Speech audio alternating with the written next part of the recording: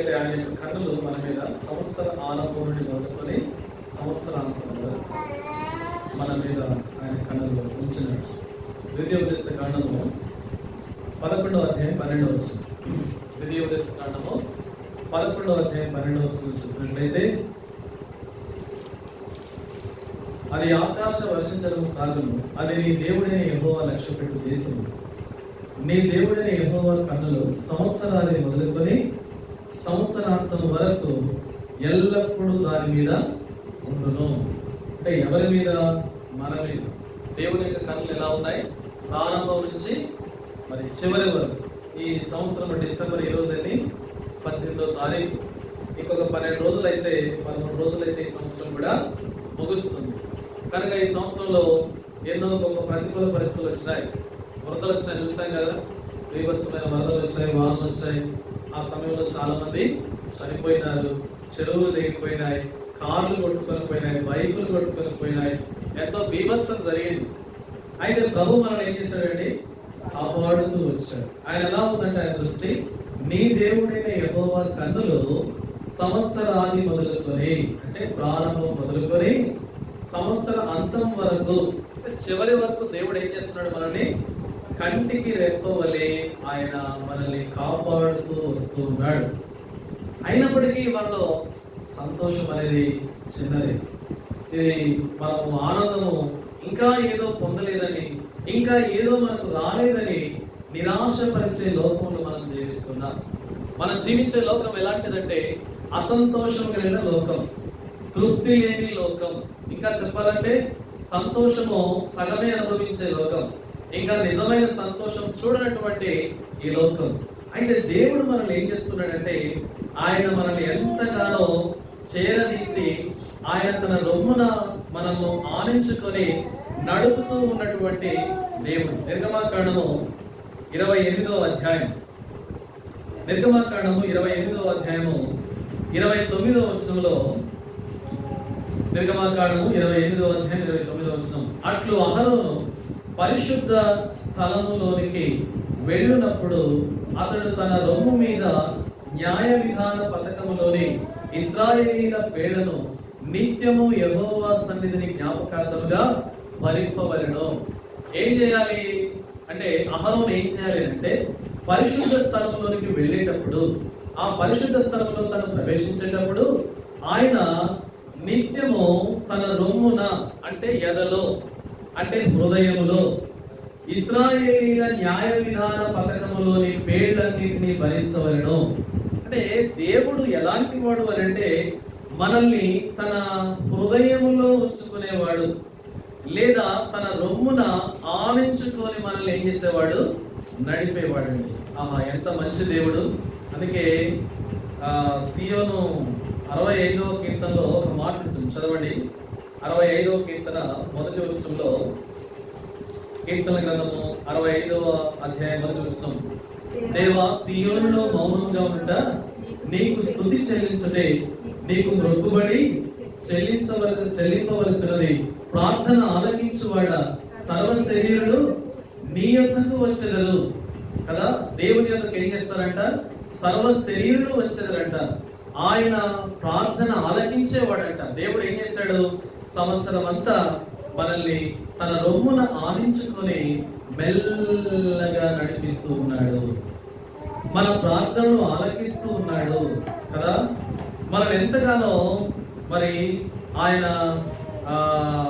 సంధిస్తున్న విధానము ఎంత గొప్పది అని అంటే, యెషయా గ్రంథము 40వ అధ్యాయం, యెషయా గ్రంథము 40వ అధ్యాయం 11వ వచనం, యెషయా గ్రంథము 40వ అధ్యాయము 11వ వచనం, గొర్రెల కాపరి వలె ఆయన తన మందను మేపును, తన బాహువుతో గొర్రె పిల్లలను కూర్చి రొమ్మున ఆనించుకొని మోయును. ఏం చేస్తాడు దేవుడు? ఆయన కాపరి. అందుకే దావీదు అన్నాడు, యెహోవా నా కాపరి. కాపరి లేకపోతే గొర్రెలకు ఎలా ఉంటుంది? అవి సరిగా మార్గంలో నడవలేవు. అందుకే దేవుడు గొర్రెల కాపరి, ఆయన తన మందలను మేపును. మనం ఏం చేస్తున్నాడు? దేవుడు చక్కగా పోషిస్తూ వచ్చాడు కదా. ఇంకా ఏం చేస్తూ వచ్చాడు? మంచి కాపరిగా ఉన్నాడు. ఎలా ఉన్నాడు ఆయన చెప్పండి? మంచి కాపరి. మంచి కాపరిని కీర్తనకారుడు ఎలా ఆరాధిస్తాడంటే, కీర్తన 107వ అధ్యాయం, కీర్తన గ్రంథము 107వ అధ్యాయం చూడండి. మొదటి వచనంలో, కీర్తన 107 మొదటి వచనం, యెహోవా దయాళుడు, ఆయనకు ఏం చేయాలి మనము? ఆయన దయాళుడు, గాడ్ ఈస్ గుడ్ అని ఉంటుంది ఇంగ్లీష్ లో. తర్వాత యెహోవా ఉత్తముడు, యెహోవా ఉపకారి అని ఉంటుంది. ఆయన మంచివాడు, ఉపకారి, దయాళుడు. కనుక ఏమిటి ఆయన దయాళుత్వం అంటే ప్రియులారా, ఈ సంవత్సరం ప్రారంభం నుండి సంవత్సర అంతం వరకు, చివరి వరకు కూడా ఆయన కనుదృష్టి మనపై ఉన్నది. మరి మన కనుదృష్టి ఎటు ఉంది చెప్పండి? ఏమో ఎక్కడ ఉందో, మనం ఎక్కడ ఉన్నామో, ఎటు చూస్తున్నామో, కానీ but God is very faithful అని చెప్పవచ్చు. దేవుడు ఎంతో నమ్మదగిన వాడిగా ఉన్నాడు, విశ్వసింపదగిన వాడిగా ఉన్నాడు. 40వ అధ్యాయం యెషయా గ్రంథము ఇంకా ముందు మనం చూస్తే 11వ వచనంలో, తన బాహువుతో గొర్రె పిల్లలను కూర్చి రొమ్మున ఆనించుకొని మోయును. ఇంకా ఏం చేస్తాడంటే దేవుడు చెప్పండి? కాపరి ఏం చేస్తాడంటే గొర్రె పిల్లలను, చిన్న పిల్లలు పుడతాయి కదా, గొర్రెల మంద ఉన్నాయి కదా, మేము పల్లెటూరులో తెలుసు కదా, ఆ గొర్రె పిల్లలు కంటే వెంటనే ఆ గొర్రె పిల్లలని మంద కాపరి ఏం చేస్తాడు చెప్పండి? దానిని తీసుకుంటాడు, ఆయన చేతుల్లో తీసుకుంటాడు. తీసుకొని అది ఒక్కసారి పుట్టంగా నడుస్తుందా? నడవదు. అంటే దేవుడు మన ఎడల ఎంత ప్రేమ చూపుతున్నాడంటే, ఈ లోకంలో మనం ఎట్లా అడుగులు, మనం అనుకుంటాం మనకు అన్ని తెలుసు అనుకుంటాం, కానీ దేవుడు అలాంటి వాడు కాదు. ఆయన ప్రారంభం నుంచి, అంటే సంవత్సర ఆది మొదలుకొని సంవత్సరాంతం వరకు కూడా గొర్రె పిల్లలను కూర్చి, గొర్రె పిల్లలు అంటే ఎలా చేస్తాడంట? కూర్చి, సమకూర్చి రొమ్మున ఆనించుకొని మోయును. ఎంత ప్రేమ, ఎంత దయ, ఎంత కరుణగల దేవుడు మన దేవుడు, ఎంత మంచివాడు ఆయన, ఎంత ప్రేమ చూపేవాడు, ఎంత మెల్లగా నడిపించేవాడంట. ఎందుకు చూడండి ఆయన ఆ మాట, పాలించు వాటిని ఆయన మెల్లగా. అందుకని ఇంత పాట పాడు. ఏ పాట పాడా? నీవే యెహోవా నా కాపరివి, నాకేమీ కొదువా లేనిలలోన, నాకేమీ కొదువా. నీ కొదువలు ఎన్ని ఉన్నాయమ్మా అంటే మొత్తం రాసి, స్లిప్పులు రాసి ఇవ్వమంటే ఎన్ని అక్కరలు చూపిస్తాం మనం కదా. మా పిల్లలకు పెళ్లి కావట్లేదు, మా పిల్లలకు ఉద్యోగాలు లేవు, లేదా చదువులు లేవు, లేదా కార్లు లేవు, ఇళ్ళు లేవు, ఇంకా పొలాలు లేవు, బంగారం లేదు, వెండి లేదు, ఎన్నో కొదువలు ఒక లిస్ట్ ఇవ్వమంటే, అదే కదా మన కేసీఆర్ రేవంత్ రెడ్డి గారు సర్వేకి ఏం చేశాడు? రాయండి అప్లికేషన్స్ రాయండి అంటే అందరూ భార్యల పేర్లు పెట్టారు, ఇల్లు లేని వాళ్ళంతా ఇల్లు లేని పేర్లు రాశారు, పెన్షన్ లేని వాళ్ళు పెన్షన్ లేని పేర్లు, ఇంకా నెలకి 12,000, సంవత్సరానికి 12,000, ఇవన్నీ లిస్ట్ అంతా. ఇదంటే మాకున్నటువంటి అక్కరలు అని ఇచ్చారు. ఎన్నో కొదువలు, ఎన్నో కొరతలు, ఎన్నో అవసరతలు, ఎన్నో రకాలైనటువంటి మరి అక్కరలతోటి మానవుడు ఈ లోకంలో మూలుగుతూ ఉన్నాడు, నిట్టూర్పులు విడుస్తూ ఉన్నాడు. అయితే ప్రభువు స్తోత్రము, దేవుడు మనం ఏం చేశాడు? ప్రత్యేకపరిచాడు. దేవుడు తను ఎవరినో ఎరగడానికి మనకు సహాయం చేస్తూ వచ్చాడు. మనం ఆయన ప్రజలుగా, ఆయన యొక్క సొత్తుగా, స్వాస్థ్యంగా దేవుడు గొప్ప రక్షణ ఇచ్చి, ఆయనను జ్ఞాపకం చేసుకొని ఆయన నామాన్ని ఘనపరచుటకై దేవుడు మనకు ఎంతో సహాయం చేశాడు. అందుకే ఈ ఇశ్రాయేలు కాపరి ఎలాంటి వాడంటే, ఆయన ఎలాంటి వాడంట? మెల్లగా నడిపించును. తొందర పెట్టే దేవుడు కాదు కదా. ఆయన యొక్క ఎదలో, అంటే కౌగిలిలో చిన్న పసిబిడ్డను తల్లి కౌగిలి చాలా కోరదగినది, అది ఎంతో ప్రియమైనది, లేదా అది ఎంతో వెచ్చదనాన్ని ఇచ్చేది, లేదంటే తనకు కావలసినటువంటి భద్రత అంతా తల్లి కౌగిలిలో ఉంటుంది చిన్న బిడ్డ కదా. So God is like that. దేవుడు కూడా అలాంటి అని ఏం చేస్తాడంటే, ఆ పిల్లలను చేరదీసినట్లుగా ఎంత ప్రేమ చూపుతాడు. కీర్తన గ్రంథము 27వ అధ్యాయం 10వ వచనం, కీర్తనకారుడైనటువంటి దావీదు భక్తుడు తన జీవిత అనుభవంలో రాసిన మాటలు, నా తల్లిదండ్రులు నన్ను విడిచినను యెహోవా నన్ను చేరదీయును. ఆయన బాహువులు అంటే ఆయన కరములు, ఆయన చేతులు మనల్ని ఏం చేస్తాయంటే చేరదీసినాయి, హక్కున చేర్చుకున్నాయి. ప్రార్థన ఆలకించాడు. ఎన్నోసార్లు ఈ సంవత్సరం అంతా మనము అనేక సార్లు కృంగిపోయినప్పుడు, బాధపడినప్పుడు, ఏడుస్తూ ఉన్నప్పుడు, లేదంటే ఆయనతో మనం మరి ఎంతో మానసిక మనోవేదన పడుతున్నప్పుడు, ఇబ్బంది పడుతున్నప్పుడు, కష్టంలో ఉన్నప్పుడు దేవుడు మనల్ని ఏం చేశాడంటే మెల్లగా నడిపిస్తూ వచ్చాడు. ఇది నా ప్రియమైనటువంటి ఏంటది స్వాస్థ్యము, నా మంద, నా గొర్రె, లేదా నా చిన్న మరి ప్రియమైనటువంటి, నేను ఆదరిస్తున్నటువంటి నా యొక్క, ఇంకా ఇర్మియా గ్రంథము 13వ అధ్యాయం చదవండి. ఇర్మియా గ్రంథము 13వ అధ్యాయము 11వ వచనం చూడండి.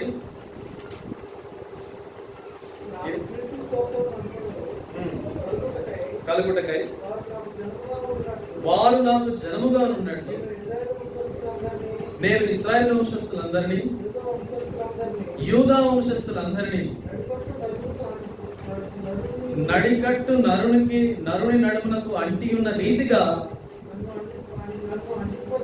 అంటియుండ చేస్తుని. చూడండి, దేవుడు ఏం చేస్తాడంట, నడికట్టు ఏ విధంగా అయితే అంటుకొని నడుముకుంటుందో ఆ విధముగా ఇశ్రాయేలు వంశస్థులను, యూదా వంశస్థులను, అంటే తన ప్రియమైన స్వాస్థ్యములకు దేవుడు అంటి పెట్టుకొని ఉన్నాడు. ఇంత మంచితనము దేవుడు మన ఎడల ఏం చేస్తున్నాడంటే కనబరుస్తున్నాడు. ఆహా, ఎంత గొప్ప ప్రేమ! అందుకే ఆయన ప్రేమ దైవ ప్రేమ. దేవుని యొక్క మంచితనము ఉన్నతమైనది. దేవుని యొక్క ప్రీతి అది కొలువలేనిది, మితి లేనిది. అందుకే ఒక పాట రాసేది, మా చిన్నప్పుడు రేడియోలో వచ్చింది ఆ పాట. ప్రేమ యేసుని ప్రేమ అదే ఎవరు కొలువలేనిది, నిజము దీనిని నమ్ము ఇది భూమి అందించలేనిది. ప్రేమ యేసుని ప్రేమ అది ఎవరు కొలువలేనటువంటి శాశ్వతమైన ప్రేమ మన పైన దేవుడు చూపిస్తూ ఉన్నాడండి. అది ఆయన యొక్క అనంతమైనటువంటి శాశ్వతమైనటువంటి ప్రేమ.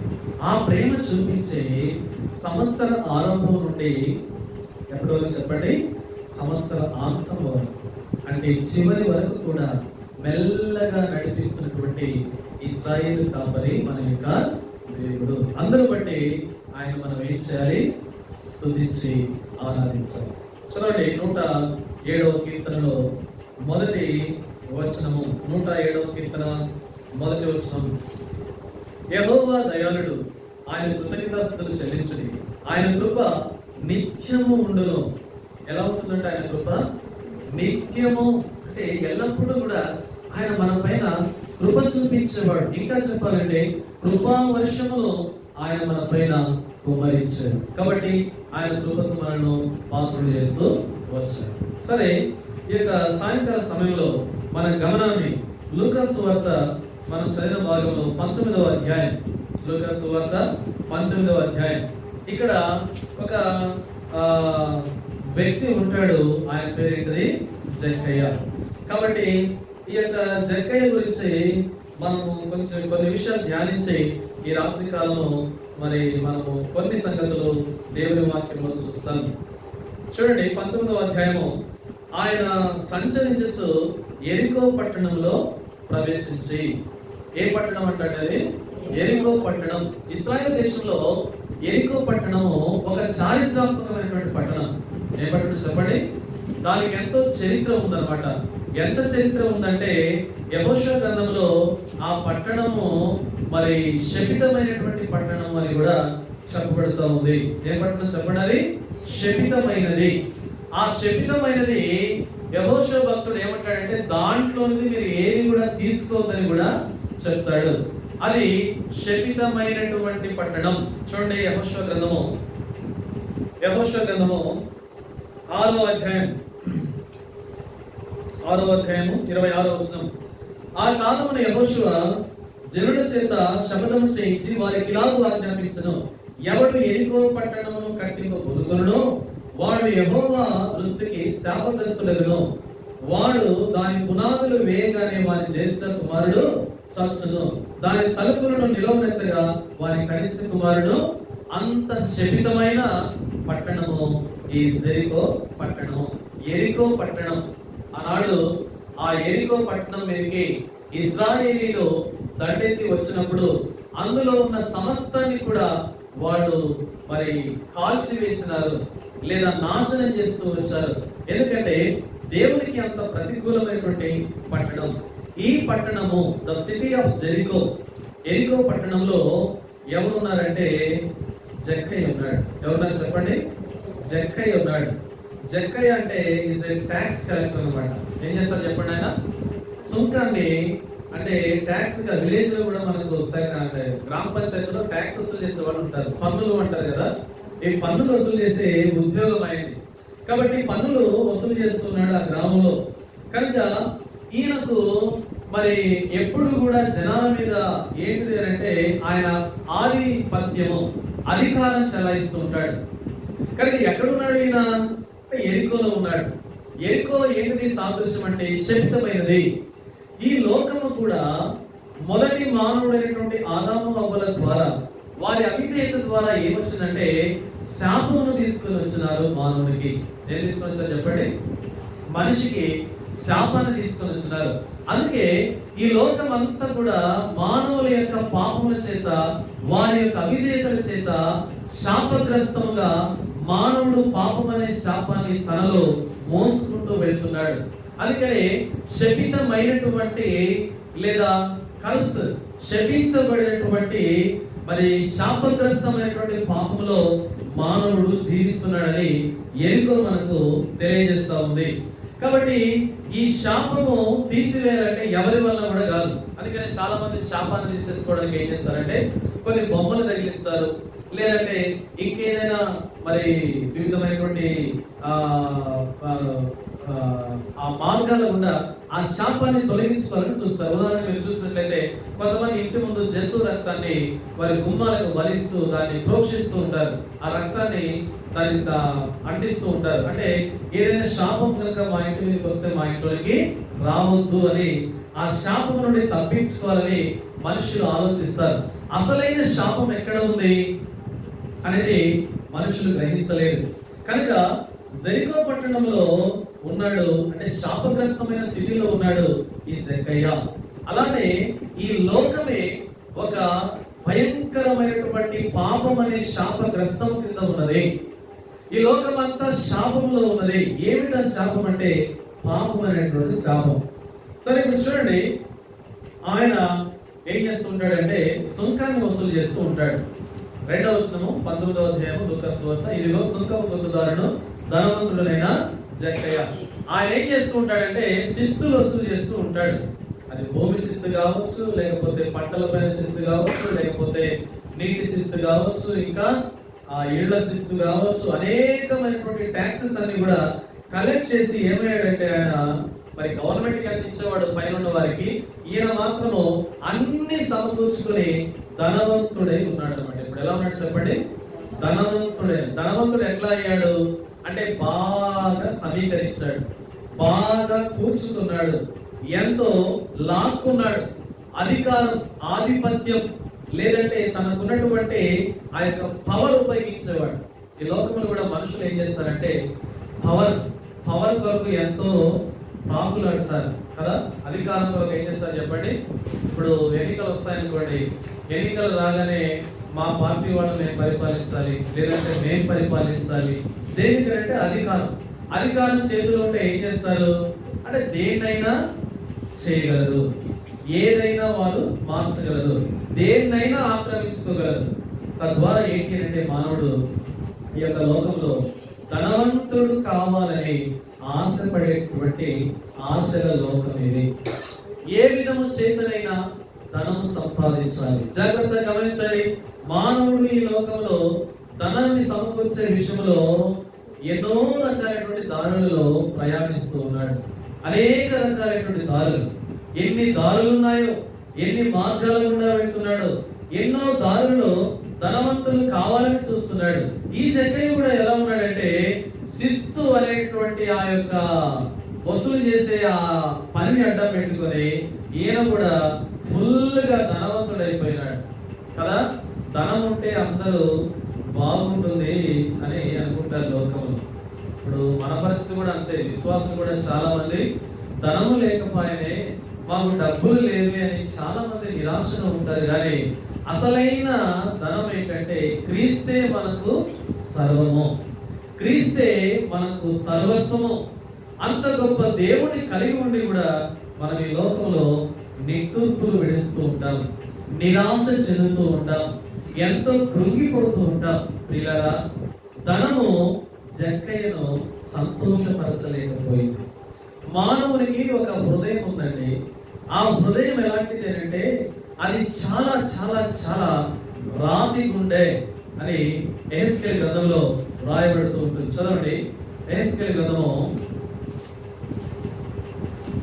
యెహెజ్కేలు గ్రంథము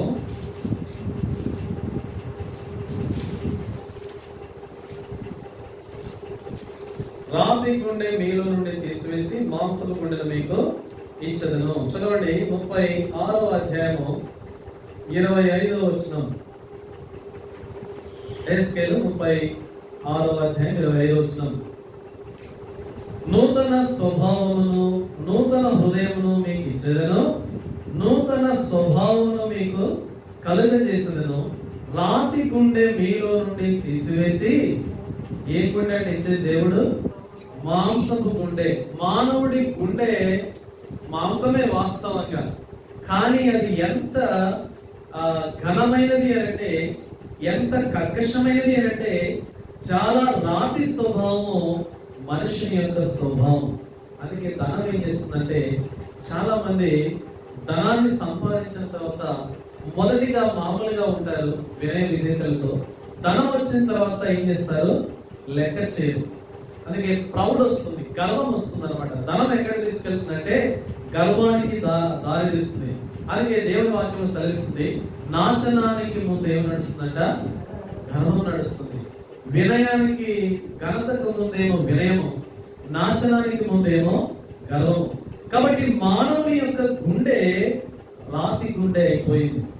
జక్కయ్య కూడా పేద ప్రజలు ఏం చేస్తున్నాడు? ఎంతో ఇబ్బంది పెడుతున్నాడు. వాళ్ళ యొక్క బహుశా వంట సామాన్లు కూడా లాక్కొని వెళ్ళిపోయాడేమో కదా. కట్టకపోతే ఏం చేసేవాడు? బలవంతం చేసేవాడు, ఇబ్బంది పెట్టేవాడు, వారిని ఎంతగానో నిందించేవాడు, దూషించేవాడు. అందుకే అన్నాడు తనకు మాట, ఏమన్నాడు చెప్పండి?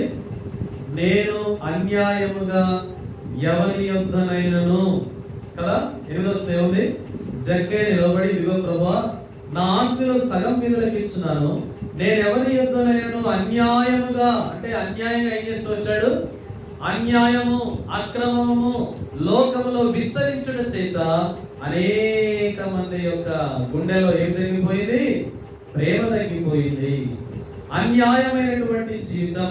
ప్రియమైన సహోదరి సహోదరా, ఈ రాత్రికాల సమయంలో దేవుడు నీకు జ్ఞాపకం చేస్తున్నటువంటి మాట ఏంటంటే, నీ హృదయం ఎలా ఉంది?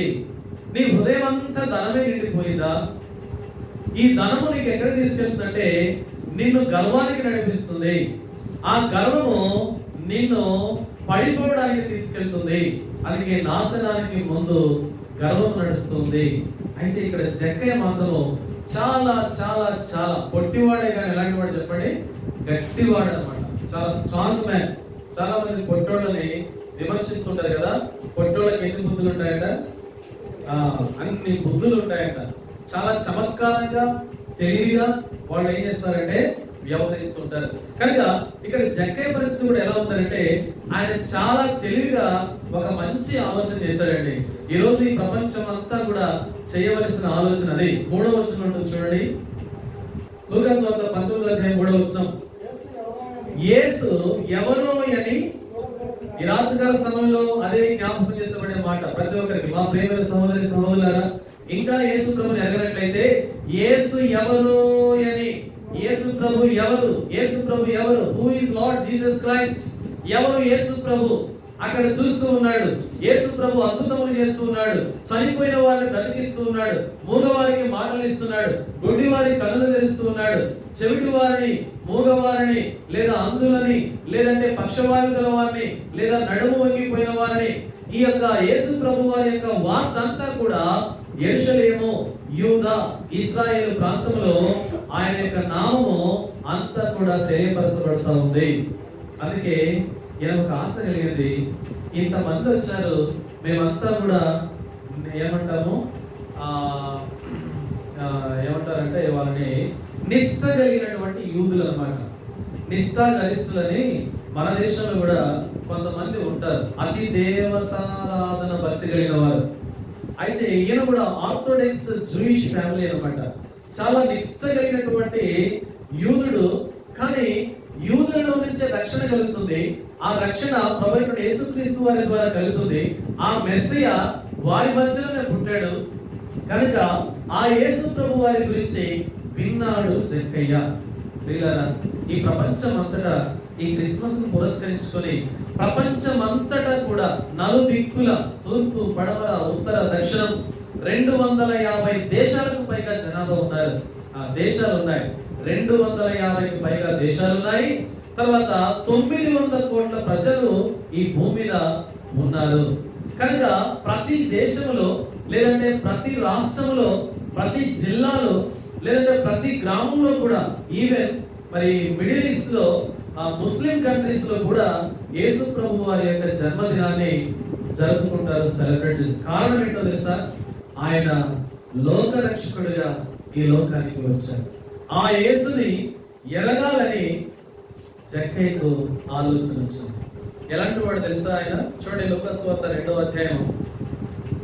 లూకా సువార్త 2వ అధ్యాయం చదవండి.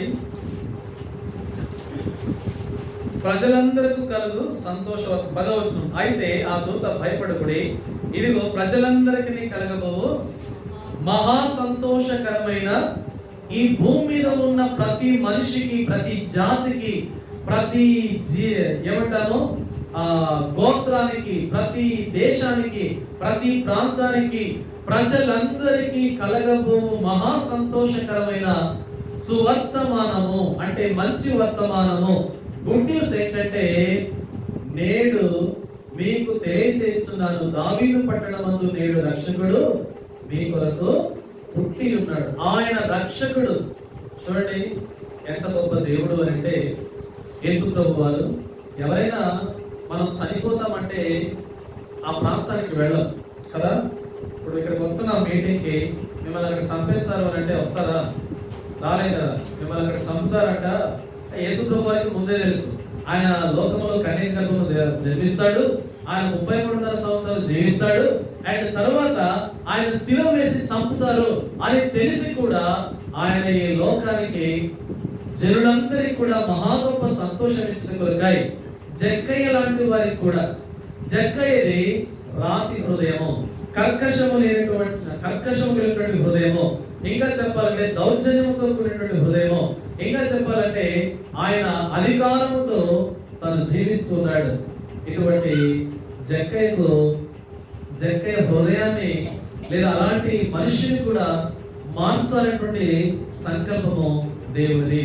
అందుకే ఆయన మార్గం గుండా వెళ్తుంటే, ఎరుకోకుండా వస్తుంటే 3వ వచనంలో యేసు ఎవరో అని చూడగోరి పొట్టివాడైనందున జనులు గుంపు కూడి ఉండుట వలన చూడలేకపోయాను. అప్పుడు యేసు ఆ త్రోవన రానయ్యుండెను కనుక అతడు ముందుగా పరిగెత్తి ఆయనను చూచుటకు ఒక మేడు చెట్టు ఎక్కాడు. చూసారు ఎంత మంచి ఆలోచన వచ్చిందో ఆయనకు. ఏం చేశారు చెప్పండి? యేసు ప్రభు వారు ఆ ప్రాంతం గుండా, లేదా వారి ఊరి గుండా త్రోవన వెళ్తున్నాడు కాబట్టి అసలు ఈయన ఎట్లా ఉంటాడు? ఈరోజు మీ అందరికి కూడా తెలియజేసే మాట ఏంటంటే, ఈ యొక్క దేవుడిని, లేదా ఈ రక్షకుడైనటువంటి ప్రభుని మేము ఎరిగినటువంటి ప్రభు ఏంటంటే, ప్రియులారా, ఈ లోకము ఏదో మనము భక్తి చేయడానికి మాత్రమే కాదు, కానీ భూలోకంలో ఉన్నప్పుడే మనము నెక్స్ట్ ఈ ప్రపంచాన్ని, లేదా ఈ లోకాన్ని విడిచిపెడితే ఎక్కడికి వెళ్ళాలి, లేదా మన గమ్యస్థానం ఏంటి? మానవుడు 2 విషయాలు తెలుసుకోవాలి. మానవుడు తెలుస్తానంటే పుడుతున్నాడు, చనిపోతున్నాడు. ఇదే కాదు, నేను ఎందుకు పుట్టాను ఈ లోకంలో అని ఎప్పుడైతే ఒక మనిషి తెలుసుకుంటాడో అది చాలా గొప్ప సంగతి. అది తెలుసుకున్న వాడు నిజంగా వారెంతో గొప్పవారు. నేను భూమి మీద పుట్టాను, బాగానే ఉంది, అయితే నేను ఎందుకు పుట్టాను, ఈ లోకంలో అసలు పుట్టిన కారణం ఏంటి, ఇది తెలిస్తే మానవుడికి సర్వము అర్థమైనట్టే. ఎందుకంటే మేడు చెట్టు ఎక్కుతూ వచ్చాడు. ఏ చెట్టు ఎక్కాడు చెప్పండి? మేడు చెట్టు ఎక్కుతూ వచ్చాడు. కనుక మనము ఈ లోకంలో మన యొక్క స్థితిగతుల్ని మనము గ్రహించినట్లయితే, మానవుడు ఈ లోకానికి ఎందుకు జన్మించాడు, నా జన్మ యొక్క ప్రత్యేకత ఏంటి, దేవుడు ఏం చేశాడంటే మనల్ని ఎంత అద్భుతంగా మలిచాడంటే చూడండి. 119వ కీర్తనలో 119వ కీర్తన 73వ వచనంలో 119వ కీర్తన 73వ వచనం చదవండి. 119:73 నీ చేతులు నన్ను నిర్మించి నాకు రూపు ఏర్పరచును, నేను నీ ఆజ్ఞలను నేర్చుకున్నట్టు నాకు బుద్ధి దయచేయము. మానవుడికి బుద్ధి ఇచ్చేది దేవుని యొక్క ఆజ్ఞలు మాత్రమే. దేవుడు మాత్రమే జ్ఞానాన్ని నేర్పించేవాడు. ఈ రోజు మనము అనేకమైనటువంటి రీతిలుగా పిల్లలకు విద్య నేర్పించాలనుకుంటున్నాము, అభివృద్ధి చెందాలనుకుంటున్నాము. అసలైన విద్య ఏంటంటే దేవుని గురించి, దేవుని వాక్యం గురించి తెలుసుకోండి. ఆ దైవ జ్ఞానం లేని చేత మానవుడి యొక్క బుద్ధి మారిపోతుంది. అందుకని యేసుక్రీస్తు ప్రభువారు వచ్చింది ఆయన మతాన్ని స్థాపించడానికి కాదు, కానీ మన బుద్ధిని లేదా మన మతిని, మన యొక్క ఆలోచనను ఆయన సరైన క్రమంలో పెట్టడానికి ఈ లోకానికి వచ్చాడు. ఒక నిజమైనటువంటి చరిత్రలో జరిగినటువంటి సంఘటన 1992లో మానవుల యొక్క బుద్ధిహీనత, పాపం ఎంత భయంకరమైందంటే 92వ సంవత్సరంలో హైదరాబాద్ నుంచి చిలకలూరుపేట ఒక బస్సు వస్తుంది. ఆ బస్సుని ఒక ఇద్దరు వ్యక్తులు నరసరావుపేట ఊరు బయట రైల్వే క్రాసింగ్ దగ్గర ఎక్కుతారు. వాళ్ళిద్దరు ఎక్కి ఆ బస్సులో ఒకళ్ళ దగ్గర డబ్బులు తీసుకోవాలి, దోచుకోవాలి. తెల్లవారుజాము 4 గంటలప్పుడు ఎక్కారు వాళ్ళు. బస్సు కొంత దూరం వెళ్ళిన తర్వాత వాళ్ళ దగ్గర ఉన్న పెట్రోల్ అంతా పోసేసి లోపల ఆ బస్సు దిగి ఆ బస్సు తగలబెట్టేస్తారు. ఇది 1992లో చరిత్రలో జరిగినటువంటి ఒక భయంకరమైనటువంటి సంఘటన. మానవుని యొక్క బుద్ధి ఎంత భయంకరమైన పాపంతో నిండి ఉన్నది అంటే, ఆ వ్యక్తులు దాదాపుగా 32 మంది బస్సులో ఉన్నారు. ఒక 10 మంది తప్పించుకున్నారు, 22 మంది సజీవ దహనం అయిపోతూ వచ్చారు. ఆ బస్సులో కాలిపోయారు. ఇంకా ఈ పారిపోయే వ్యక్తుల దగ్గర డబ్బులు ఆపుకొని అక్కడి నుంచి పరారైపోయారు. అయితే ఇప్పుడు లోకమంతా ఏమంటుందంటే వారికి ఉరి శిక్ష వేయాలి అంటారు. చెప్పండి, ఏం చేయాలి చెప్పండి? ఉరి శిక్ష వేయాలి, వీరిని చంపేసేయాలి అని ఆ వ్యక్తుల్ని పట్టుకోవడం జరిగింది. పోలీసులు పట్టుకొని వాళ్ళని వెంటనే ఏం చేస్తారంటే రాజమండ్రి సెంట్రల్ జైల్లో వాళ్ళు వేశారు.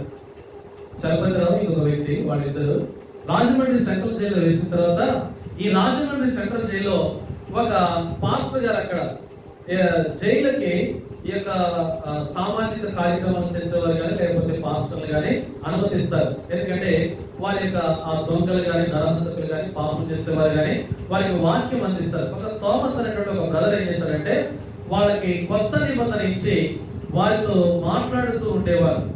ఈ విధంగా వాళ్ళు కొత్త నిబంధన చదువుతూ, అంటే దేవుని వాక్యం బైబిల్ చదువుతూ వాళ్ళు యొక్క మనసులో ఒక మార్పు వచ్చేసింది. అరే, ఈయన పాపలను క్షమించేవాడంట, నశించిన దానిని వెనక్కి రక్షించేవాడంట, లేదంటే ఈయన నా కొరకే వచ్చాడంట, మేము చేసిన పాపము ఎంత భయంకరమైంది, సజీవంగా 22 మందిని వారిని దోచుకొని వారిపైన పెట్రోల్ పోసి నిప్పట్టి చేసినాం.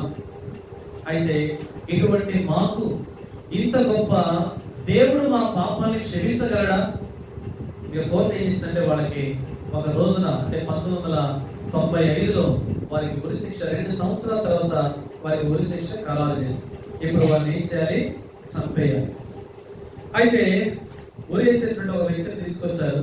అయ్యా, మీకు పలానా రోజు ఉరేస్తాము కాబట్టి మీరంతా సిద్ధంగా ఉండి వాళ్ళని మైండ్లో సిద్ధపరుస్తూ ఉంటారు. ఉరి మీకు వేయాలి కనుక మీ కోరికలు ఏం కావాలి, మీ కోరికలు చెప్పండి అని అడిగితే వాళ్ళిద్దరు అన్నారు, మా ఇద్దరు కూడా బాప్తిస్మం ఇవ్వండి అని కోరుకున్నారు. ఏం కావాలంటే వారికి చివరి కోరిక ఏంటిది మీకు అంటే, మాకు బాప్తిస్మం ఇవ్వండి. మరణం తథ్యం. చెప్పండి, life is short, death is sure. జీవితం స్వల్పమైనది, మరణము తప్పదు. ఏ వ్యక్తికైనా మరణం తప్పదు. ఎందుకు మరణం వస్తుందంటే మానవుడి యొక్క బుద్ధి ఆలోచన లోపల చెడిపోయింది. మానవుడి యొక్క జీవితం అంతా కూడా పాపంతో నిండిపోయింది. మేడి పండు చూడు మేలుమైనను పొట్టలింపి చూడు, మనుషుని హృదయాలోచనలన్నీ కూడా పురుగులతో నిండిపోయినాయి. ఇవి చెడు పురుగులు, మనిషిని పాడు చేసే పురుగులు, మనిషి యొక్క తనుకే ముప్పు తెచ్చేటటువంటి పాపము యొక్క పురుగులు మనిషిని తిరివేస్తాయి. పాపం ఏం చేస్తుంది చెప్పండి? తిరివేస్తుంది, పాడు చేస్తుంది, రోగాన్ని తీసుకొస్తుంది, మరణాన్ని తీసుకొస్తుంది. కనుక ఈ యొక్క వ్యక్తులకి బాప్తిసం, సరే మంచిది, మీరు బాప్తిసం ఇస్తారు. పాస్టర్ గారు ఏం చేస్తారు? వాళ్ళకి బాప్తిసం ఇచ్చారు. బాప్తిసం ఇచ్చిన తర్వాత సరే అబ్బాయి మీకు మార్చి 7వ తారీఖు 1996లో అనుకోండి, 1996 మార్చి 7వ తారీఖు మీకు నైట్ అర్ధరాత్రి అంటే 2-3 గంటప్పుడు మీకు ఉరి ఖరారు అవుతుంది, కాబట్టి మీరు సిద్ధంగా ఉండండి చెప్తూ వచ్చారు. ఇక వాళ్ళు చేసేది ఏమి లేదు. అయితే వాళ్ళ తరపు లాయర్ ఏం చేశారంటే, అప్పుడు ఉన్నటువంటి శంకర్ దయాళ్ శర్మ అని రాష్ట్రపతి ఉండేవాడు. ఆ రాష్ట్రపతి దగ్గరకు వీళ్ళ పిటిషన్ వెళ్ళింది. లాయర్ ఏం చేస్తారంటే, దయచేసి మాకు క్షమాభిక్ష పెట్టరా అని ఈ విషయాన్ని ఆయన దగ్గరకు వెళ్ళింది. ఆయన దగ్గరకు వెళ్ళేసరికల్లా ఆ యొక్క అది ఏమంటారు దృష్టిలో ఉంది, దాని గురించి చర్చిస్తూ ఉన్నారు. ఈ సంఘటన గురించి, ఈ కేసు గురించి, ఇవన్నీ విషయాలు వాళ్ళు ఆరాధించి తెలుసుకుంటున్నారు. ఈ సమయంలో ఆయన రాష్ట్రపతి మారారు. ఇంకొక రాష్ట్రపతి వచ్చారు, కేఆర్ నారాయణన్.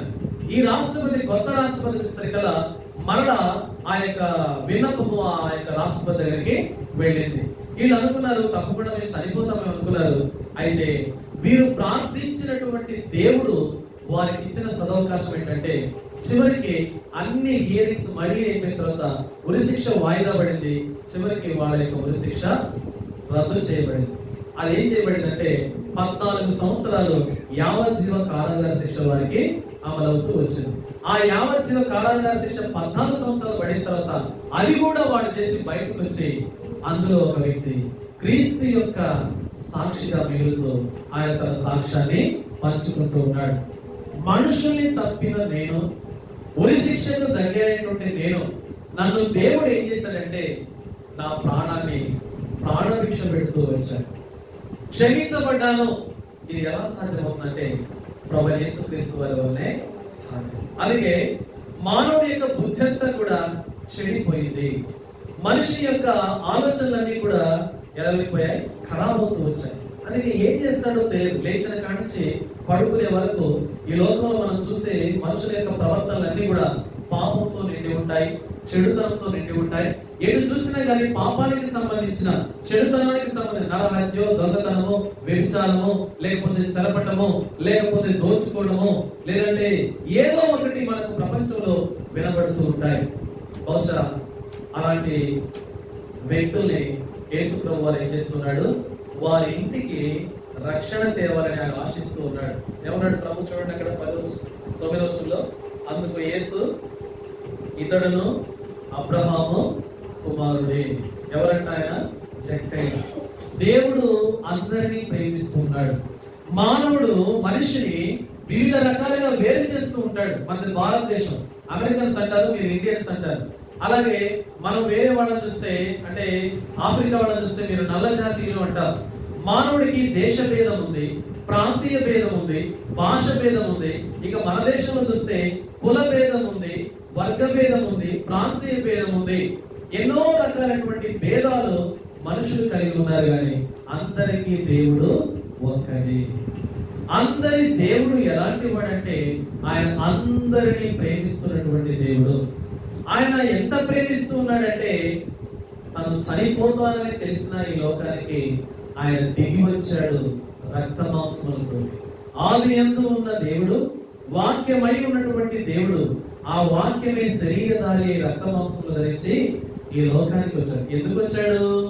నువ్వు అనుకుంటున్నావు నా గ్రామంలో నేను మంచిగా ఉండాలి, మంచి ఇల్లు కట్టుకోవాలి, మంచి కారు కొనుక్కోవాలి, మంచి చదువులు చదివించుకోవాలి, అన్ని మంచి డబ్బులు సంపాదించుకోవాలి, వాటితో మురిసిపోవాలి, ఇదే నా జీవితం అనుకుంటాను. నీకు తెలుసా ప్రేమైన సహోదరి సోదరుడా, ఈ యొక్క కలిగి ఉన్నటువంటి బంధుత్వాన్ని, రక్త సంబంధికుల్ని, లేదంటే కుటుంబాన్ని, లేదంటే ఆస్తిని, లేదంటే అందరినీ అకస్మాత్తుగా ఎట్ ఏ టైం ఒక్కసారిగా మరణం మనల్ని హేళన చేస్తుంది. ఏం చేస్తుంది చెప్పండి? మరణము హేళన చేస్తుంది, నవ్వుతుంది. పిచ్చివాడ పక్క నవ్వి హేళన చేస్తుంది. ఈ లోకంలో నువ్వు పాపాన్ని కూర్చుకున్నావు, నీవు అయిపోయిన నీ సమయము లే, ఇక్కడి నుంచి ఖాళీ చేయి అంటుంది. చూడండి మార్క్స్ వార్త 8వ అధ్యాయం, మార్క్స్ వార్త 8వ అధ్యాయము 36. మార్క్స్ వార్త 8వ అధ్యాయం 36. ఒకడు సర్వలోకమును సంపాదించుకుని తన ప్రాణులను పోగొట్టుకున్న వానికి ఏమి ప్రయోజనము? లోకాన్ని అంతటిని సంపాదించుకున్నాం. మీరు కూడా ఇక్కడ పల్లెటూరులో చూస్తే ఉదయకాలం నుండి సాయంకాలం వరకు ఎంతో కష్టపడి పని చేస్తున్నాం. ఏమి సమకూర్చుకుంటున్నాం అంటే లోకంలో కొంచెం ధనం సమకూర్చుకుంటాం.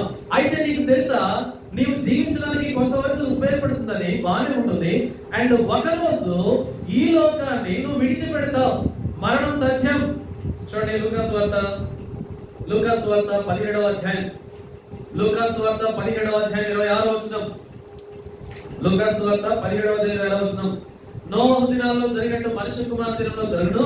నోవహు ఓడలోనికి వెళ్ళిన దినం వరకు జనులు తినుచు త్రాగుచు పెండ్లాడచ్చు పెళ్లికి ఇవ్వడచ్చు నుండి అంతలో జలప్రళయం వచ్చి వారిని అందరినీ ఒకేసారి ఏం చేస్తున్నారు? చక్కగా పంటలు పండిస్తున్నారు, ఒడ్లు తీసుకొస్తున్నారు, గోడౌన్లో వేస్తున్నారు, తర్వాత మళ్ళీ నాట్లు వేస్తున్నారు, కుప్పలు వరుస్తున్నారు, తింటున్నారు, త్రాగుతున్నారు, పెండ్లాడుచు పెళ్లికి ఇవ్వడచ్చు, చక్కగా పెళ్లిళ్ళు చేసుకుంటున్నారు, అన్ని బాగున్నాయి. ఆల్ ఆఫ్ సడన్ మన వానాకాలం ఆగస్టు 31వ తారీఖు ఈరోజు చెప్పండి, ఉదయకాలం నుండి రాత్రి కాలం వరకు తెల్లవారులు ధారాళమైన వర్షం. మీ ఊర్లో కూడా పొలాలు ఏమైపోయినాయి? అడ్రస్లు వరాలు తెగిపోయినాయి. అనేక మంది యొక్క పొలాల యొక్క ఆ సరిహద్దులు కూడా కొట్టుకుపోయినాయి. నారాయణపురంలో కూడా ఇంకా భయంకరం, మీ చోటపల్లి చెరువు కంటే ప్రతి చెరువు తెగిపోయింది. ఒక్కరోజు, ఏ రోజు చెప్పండి? ఆగస్టు 31 రోజు. ఒక్క రోజు వర్షము ఎంత నష్టాన్ని తీసుకొచ్చిందో. ఆ రోజుల్లో, ఏ రోజుల్లో నోవహు గారు భూమి మీద బ్రతుకుతున్న రోజుల్లో ఆయన ఎలా ఉన్నాడు అంటే, చదవండి ఆదికాండము 6వ అధ్యాయం. ఈరోజు నువ్వు దేవుడిచ్చిన జీవితాన్ని ఇంత క్రమబద్ధంగా బ్రతకడానికి ఇష్టపడుతున్నావా? ఎలా ఉన్నాడు చూడండి. నోవహు 9వ వచనం, 6వ అధ్యాయం 9వ వచనం. నోవహు వంశావళి ఇదే. నోవహు నీతిపరుడును తన తరములో నిందారహితుడై ఉండెను. అనుకుంటున్నావేమో నా జీవితం ఎవరికి కనపడదని, నేను ఎవరి దృష్టిలో కనపడట్లేదని, నన్ను ఎవరు చూడటం లేదని నువ్వు అనుకుంటావేమో. జాగ్రత్త, ఇది నిన్ను మోసం చేసే లోకం. నీ కళ్ళే నిన్ను మోసం చేస్తాయి, నీ చెవులే నిన్ను మోసం చేస్తాయి, నీ శరీరమే నిన్ను మోసం చేస్తుంది. క్రీడా, నీ శరీరము నీ కంట్రోల్లో, నీ ఆధీనంలో ఉండదు కదా. ఒక భక్తుడు అంటాడు, కీర్తన గారు ఒక మాట అంటాడు, చదవండి. కీర్తనలు 19వ అధ్యాయం, కీర్తనలు 19వ అధ్యాయం చదవండి. 8వ వచనము 12వ వచనం. కీర్తనలు 19:12. తన పొరపాటులు కనుగొనగలవాడెవడు?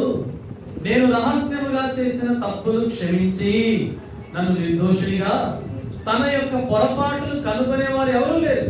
అందరూ ఏం చేస్తారంటే, తప్పులు ఎన్ను వారు తమ తప్పు లేరు అంటే, మనల్ని మనం చూసుకోగానే ఇతరుల్లో మనం ఏదో కనిపెట్టాలని చూస్తూ ఉంటాం. అందుకే దేవుని వాక్యం ఏం చేస్తుందంటే, భక్తుడు ఏమంటాడంటే, అయ్యా నన్ను పరిశీలించుము, నా జీవితాన్ని చూడము. అదే నోవహు చేసింది. నోవహు ఏం చేశాడంటే, తను జీవిస్తున్న జీవితంలో దేవుని దృష్టి ఎలా ఉన్నాడంటే, నీతిపరుడుగా ఉన్నాడు. దేవుడు నీతి, న్యాయము, యథార్థత, సత్యము గలవాడని ఆయన ఎరిగినాడు. కానీ తనతోటి వారు ఎలా ఉన్నారు తెలుసండి? చూడండి 6వ అధ్యాయంలో ఎలా ఉన్నారు? 5వ వచనం, ఆదికాండం 6వ అధ్యాయం. నోవహు నీతిపరుడుగా, తర్వాత నిందారహితుడిగా ఉన్నాడు. కానీ తన తోటి సమాజం ఎట్లా ఉందంటే 5వ వచనంలో, నరుల చెడుతనం భూమి మీద గొప్పదియు, వారి హృదయం యొక్క తలంపులోని ఊహంతో ఎల్లప్పుడూ కేవలము చెడ్డదని యెహోవా చూసి. మిగతా వారి జీవితాలు చూస్తే అందరి తలంపులు, ఆలోచనలు, చర్యలు, పనులు, వారి యొక్క క్రియలు ఎంత ప్రతికూలంగా దేవునికి ఉన్నాయంటే, దేవుడు వారిని చూసి దేవుని యొక్క మనసు నొచ్చుకున్నాడు. ఎందుకు? నరుల యొక్క చెడుతనం భూమి మీద ప్రియమైన సహోదరి సోదరుడా, నీ హృదయం ఎలా ఉంది రాత్రి? నీకు తెలుసా నీ హృదయం నేను మోసం చేస్తుంది? ఏమన్నా నిర్ణయం 17:9 హృదయం అన్నిటికంటే మోసకరమైనది. నీ హృదయం నిన్ను మోసం చేస్తుందని తెలుసా? ఏ విధంగా మోసపోతున్నావో తెలుసా? ఒక దొంగ నరహంతకుడు కూడా మార్చగలదు బైబిల్. ఈ బైబిల్ ఒక భయంకరమైనటువంటి నరహంతకుడు. ఎలాంటి వాడు తెలుసా? చెన్నై పట్టణంలో అతని పేరు మురుగన్. ఈ మురుగను బందిపోటు దొంగ. ఆ రోజుల్లో బందిపోట్లు ఊరు మీద పడితే ఒక్కొక్కళ్ళు ఏం చేయాలి తెలుసా? గడగడ వనకాలన్నమాట. ఎప్పుడు నేను చెప్పేదంటే దాదాపు 1800 సంవత్సరంలో జరిగిన సంఘటనలు. ఆ మురుగను ఊరు మీద పడి చంపేసి భయంకరంగా దోచుకొని వెళ్ళేవాడు. ఒకనొక రోజు ఒక ఆమె భర్తను చంపి ఆమె పేగులు తీసి వెళ్ళి, ఇవి నీ భర్త పేగులు, వీటిని కూర చేసి నాకు వండి పెట్టి నేను తింటా అన్నాడు. అటువంటి నరరూప రాక్షసుడు. ఆ నరరూప రాక్షసుడు ఒక ఇంటి మీదకి వెళ్తే, ఒక ఊర్లోకి వెళ్తే, ఒక గ్రామంలో ఒక చర్చ్ ఉంది. వాళ్ళు ఆండవరే ఏసప్ప అంటారు. ఏసప్ప ఏసప్ప అంటుంటే ఆ నామము ఈ నరహంతకుడి చెవిలో పడింది. ఏసప్ప, నేనే కదా మురుగన్ని, ఎంత భయంకరవాడిని, నాకు ఎదురైన ఎవరైనా ఉన్నారా అని అంటే, ఆ బందిపోట్లు దొంగలు ఆ మాట వినకుండా ఏళ్ళ కొంత మార్పు వస్తే ఈయన ఆ రోజు నుంచి దొంగతనాన్ని పనిచేసి ఏదో ఇతనికి తెలియనటువంటి మార్పు ఒకటి జరిగింది మనసులో. చిన్నగా నేను ఇది చేయలేనంటే ఆ దొంగలు ఇతన్ని బాగా కొట్టి పడేసి వెళ్ళిపోయారు. వెళ్ళిపోయిన తర్వాత చెన్నై పట్టణంలోకి హాస్పిటల్కి వచ్చాడు, జాయిన్ అయ్యాడు. జెహోషామా క్యాంపస్ లోకి వచ్చాడు. చిన్నగా వచ్చి మారు మనసు పొంది, రక్షణ పొంది, పాపక్షమాపణ పొంది గొప్ప సేవ చేశాడు ఆ యొక్క మురుగన్ అనేటువంటి వ్యక్తి. నరరూప రాక్షసుని మార్చగలిగింది బైబిల్, దేవుని మాట. ఒక దొంగ హృదయాన్ని మార్చగలదు, ఒక వ్యభిచారి యొక్క హృదయాన్ని మార్చగలదు, ఒక త్రాగుబోతు యొక్క హృదయాన్ని మార్చగలదు దేవుని మాట. ఈ గ్రంథంలో ఉన్న మాటలు ఈ రోజు కూడా ప్రపంచంలో అనేక మందిని మారుస్తున్నాయి. ఆ దేవుని యొక్క మాట. ఆ దేవుడిని యేసు ఎవరో అని చూరగొడినాడు. ఈ రోజు నువ్వు చూస్తావా? నీ హృదయము దేవుని యొక్క ఆలయం, కానీ దేవుడు లేడు అక్కడ. ఎందుకు తెలుసా? జనులు చెడిపోతూ వచ్చారు. కానీ నోహు ఎలా ఉన్నాడు? నిందారహితుడిగా ఉన్నాడు, దోషము లేనివాడిగా ఉన్నాడు. అందుకే ప్రజలు అంత భయంకరంగా జీవిస్తుంటే ఆ రోజుల్లో నోహు తన జీవితాన్ని, తన కుటుంబాన్ని, తన యొక్క పరిస్థితులన్నిటిని కూడా చక్కబెట్టుకున్నాడు. దేవుని తీర్పు జరగబోతా ఉంటే రక్షించబడి ఆ గొప్ప రక్షణ ఓడలోనికి తను ప్రవేశించాడు. 40 రాత్రులు 40 పగళ్ళు. ఎలాంటి వర్షం అది? ప్రచండమైన వర్షం. ఆకాశ తూములు తెరవబడిన వర్షం. ఇక ఇప్పుడు వర్షం రాదు. ఇలా ఇప్పుడు ఏమొస్తుందంటే ఈ యొక్క భూమి ఆకాశం అంతా కూడా అగ్ని కొరకు కాచబడి ఉంది. ఇక అగ్ని వస్తుంది, అగ్ని వర్షమే వస్తుంది. పంచభూతాలు మిక్కిలి వేటంతో లయమైపోయేటువంటి కాలము ఒకటి వస్తుంది. అది చాలా భయంకరమైనటువంటి కాలం. ఎలాంటి కాలం తెలుసా? చూడండి, పేతురు రాసిన పత్రిక 2వ పేతురు 3వ అధ్యాయం. 2వ పేతురు 3వ అధ్యాయం చూడండి, 10వ వచనం. అయితే ప్రభు దినము దొంగ వచ్చినట్లు వచ్చును. ఆ దినమున ఆకాశములు మహాధ్వనితో గతించిపోవును, పంచభూతములు మిక్కుటమైన వేండ్రంతో లయమైపోవును, భూమియు దాని మీద ఉన్న కృత్యములు కాలిపోవును. అన్ని కాలిపోతాయి. నువ్వు అనుకుంటున్నావు నా ఇల్లు బాగుంటుంది, నా పొలం బాగుంటుంది, లేదంటే నేను సంపాదించిన వస్తువులు బాగుంటాయి, మీరు అందరం బాగుంటాయి. లేదు, ఇదంతా అగ్నికి వెళుతుంది. ఆకాశములు, భూమి ఇవన్నీ కూడా మిక్కుటమైన వేండ్రముతో గర్జిస్తాయి. వేండ్రం అంటే గుర్రు అంటుంటాయి సింహం. వేండ్రముతో గర్జించి ఇవన్నీ లయమైపోయి తుడిచిపెట్టుకొని పోయి భూమి దాని మీద ఉన్న కృత్యములు కాలిపోతాయి. ఒకసారి అలా కాలిపోయినాయి. ఏ టైంలో? లోతు టైంలో.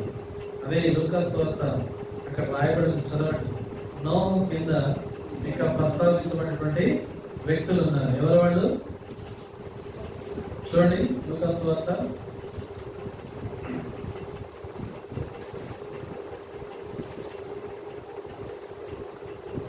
17వ అధ్యాయం.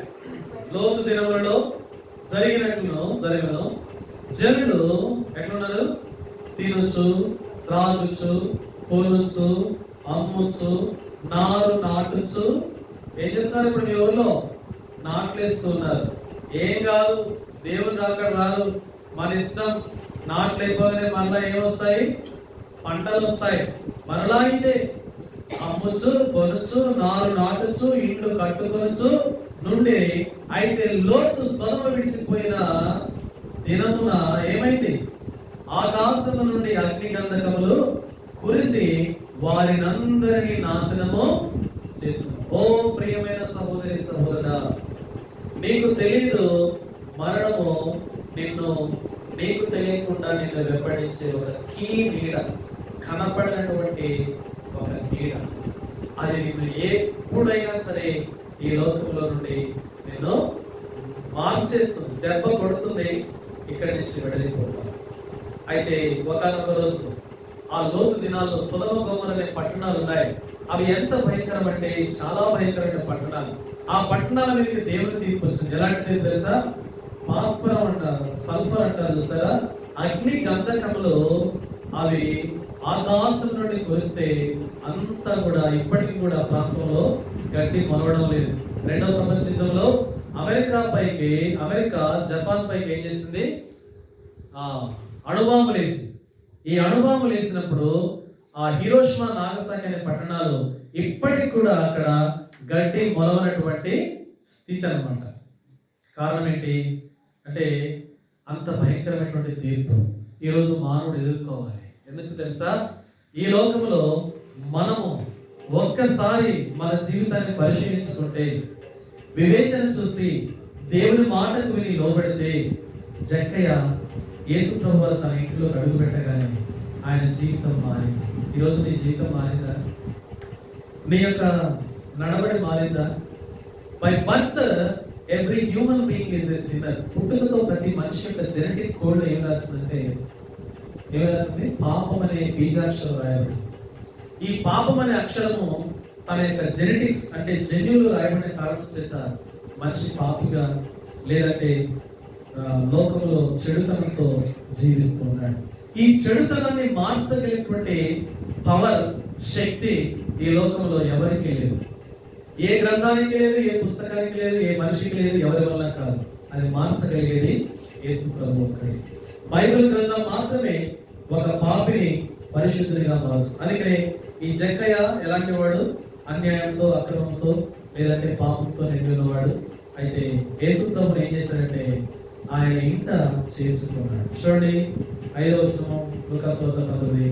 యేసు ఆ చోటికి వచ్చినప్పుడు కళ్ళెత్తి చూసి, జక్కయ్య త్వరగా దిగుము, నేడు నేను నీ ఇంట. ఇల్లు అంటే మన ఇల్లు మాత్రమే కాదు, భౌతిక ఇల్లు. నీ దేహము దేవుని యొక్క ఇల్లు, ఆలయం. ఇల్లు అంటే ఏంటిది? మన శరీరము దేవాలయము. మన ఊర్లలో దేవాలయాలు కట్టుకుంటారు కానీ అది కాదు అసలైన ఆలయాలు. మన దేహమే దేవునికి ఆలయం. అయ్యా జక్కయ్య, ఇన్ని రోజులు దేవుడిని కాకుండా నువ్వు ధర్మశాస్త్రాన్ని చదివి కూడా నువ్వేం చేశావు? డబ్బుని నీ యొక్క ధనమును నువ్వు ఒక దేవతగా పెట్టుకున్నావు. కాదు, నీ ఇంటిలోకి నేను రావాలి. ఈరోజు ఆహ్వానిస్తావా? లోకరక్షకుడు యేసుక్రీస్తు ప్రభువాన్ని నీ హృదయంలోకి ఆహ్వానిస్తావా? నీ ఇంటిలోనికి ఆహ్వానిస్తావా? జక్కయ్య ఏం చేశాడు? ఎలా దిగాడు? ఆ రోజులో అతడు త్వరగా దిగి సంతోషముతో యేసు ప్రభువాన్ని ఏం చేశాడు? యేసు ప్రభువు నమ్ముకున్న వారికి నిజమైన సంతోషం ఉంటుంది. ఆ సంతోషము దేవుడు నీకు ఇయ్యాలని, నిత్య సంతోషం అని, నిత్య ఆనందం అని. అక్కడ ఎలా ఉంటుందంట? నిత్య సంతోషములు ఉన్నాయంట. ఏ సంతోషం అండి? ఇక్కడ ఈ భూలోకం ఇచ్చినట్టు కాదండి ఆ సంతోషం. భూలోకంలో సంతోషము వస్తుంది, మళ్ళీ వెంటనే పోతుంది. అది వెంటనే పోతుంది. చూడండి కీర్తన గ్రంథంలో ప్రభు ఇచ్చే సంతోషము ఇక్కడ రాయబడి ఉంది. కీర్తన గ్రంథము 16వ అధ్యాయం 11వ వచనం. కీర్తన గ్రంథము 16వ అధ్యాయం 11వ వచనం. జీవ మార్గమును నీవు నాకు తెలియజేస్తావు, నీ సన్నిధిని సంపూర్ణ సంతోషము. ఈ లోకంలో సంతోషం లేదు, జాగ్రత్త. ఇది కొంతసేపు ఇచ్చే సంతోషము. డబ్బు నువ్వు ఎంత కూడబెట్టిన కట్టలు అది నీకు సంతోషాన్ని ఇవ్వకపోగా నిన్ను దుఃఖానికి గురి చేస్తుంది. మార్వాడీస్ అని ఉంటారు. నేను వాళ్ళ జీవితాలను చాలా దగ్గరగా చూస్తూ వచ్చాను. హైదరాబాద్లో ఉన్నప్పుడు ఈ మార్వాడీస్ ఏం చేస్తారంటే ఇక డబ్బుని లక్ష్మీదేవి అని వాడు ఉదయం లేస్తే దాన్నే పూజిస్తారు, దానికే దండం పెడతారు. వాడు లేస్తే దండం, దానికి కూర్చుంటే దానికి డబ్బే. ఇక సండే లేదు, లేదంటే మండే లేదు, ప్రతిరోజు వాళ్ళు అసలు నాన్ వెజ్ తింటారు అనమాట. ఉల్లిగడ్డ కూడా వాడు కూరలలో. అంతగా ఆ డబ్బుని, ధనాన్ని పూజిస్తారు. భారతదేశంలో వాళ్ళు ఉన్నది ఎడారి రాజస్థాన్, కానీ భారతదేశంలో కాశ్మీర్ నుండి కన్యాకుమారి వరకు మొత్తం స్ప్రెడ్ అయ్యి డబ్బే వారికి దేవుడు, దేవత.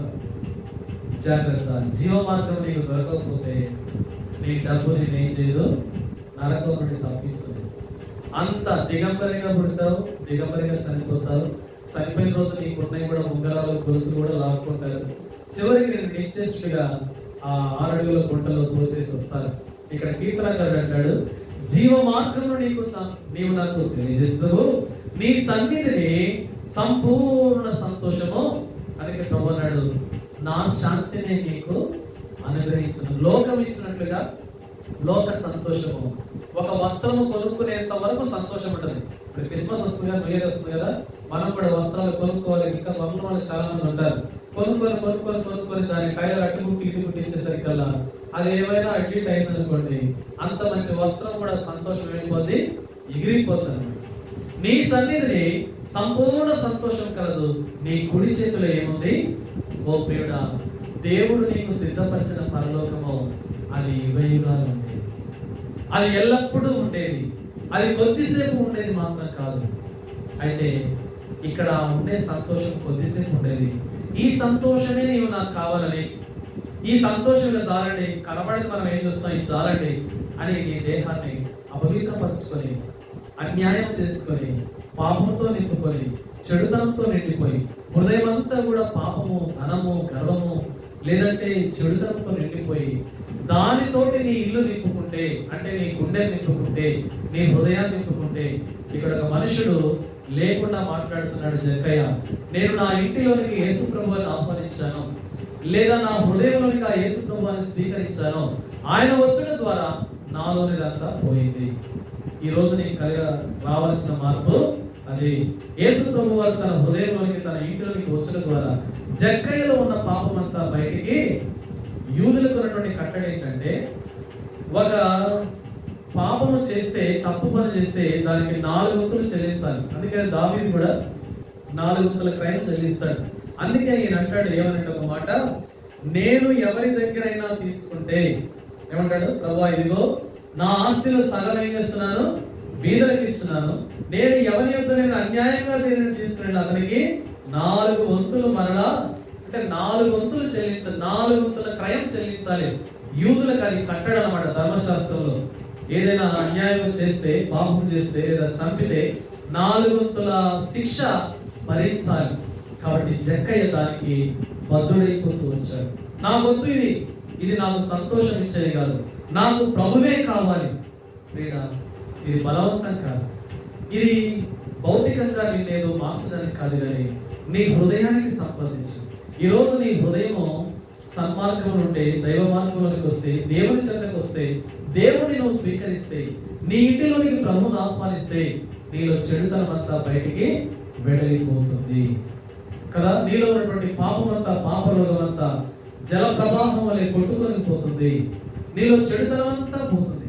ప్రభు నీవు ఎంత పాపమైనా ఆయన పిలుస్తున్నాడు, ఆహ్వానం. నేను నీ ఇంటిలో ఉండాలంటున్నాడు, నీ యొక్క ఇంటిలోనికి రావాలంటున్నాడు. అందుకే ఆయన ఏం చేస్తున్నాడు, ఎంతో దీన స్వరంతో తలుపు తడుతూ ఉన్నాడు. ప్రకటన గ్రంథము 8వ అధ్యాయము 7వ అధ్యాయం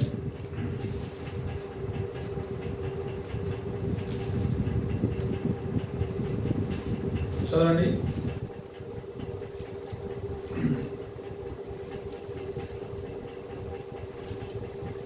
ఇదిగో నేను తలుపునొద్ద నిలుచుండి తట్టుచున్నాను, ఎవడైనను నా స్వరం విని తలుపు తీసిన యెడల. ఎన్నమాట ఎక్కడ చూడండి, ప్రకటన గ్రంథము. దేవుడు మానవుని యొక్క హృదయ తలుపును ఏం చేస్తున్నాడు, తడుతూ ఉన్నాడు, పిలుస్తూ ఉన్నాడు. ఎవరైనా నా మాట వింటే, ఎవరైనా నా యొక్క స్వరం వింటే, నా మాట వింటే నేను నీలోనికి వస్తాను.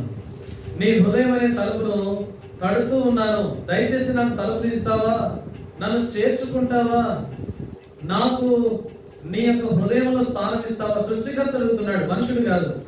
మనుషులు మనల్ని ఎన్నో అడుగుతుంటారు, అది వేరే విషయం. మనం కూడా ఎన్నో ఇస్తుంటాం, అది వేరే విషయం. కానీ ప్రభు ఏం చేస్తున్నాడంటే, ఇదిగో నేను తలుపులో నిల్చోండి, తట్టుచున్నాను, నాకు నీ యొక్క హృదయం అనే ద్వారం తెరుస్తావా. 3:21 చదవండి.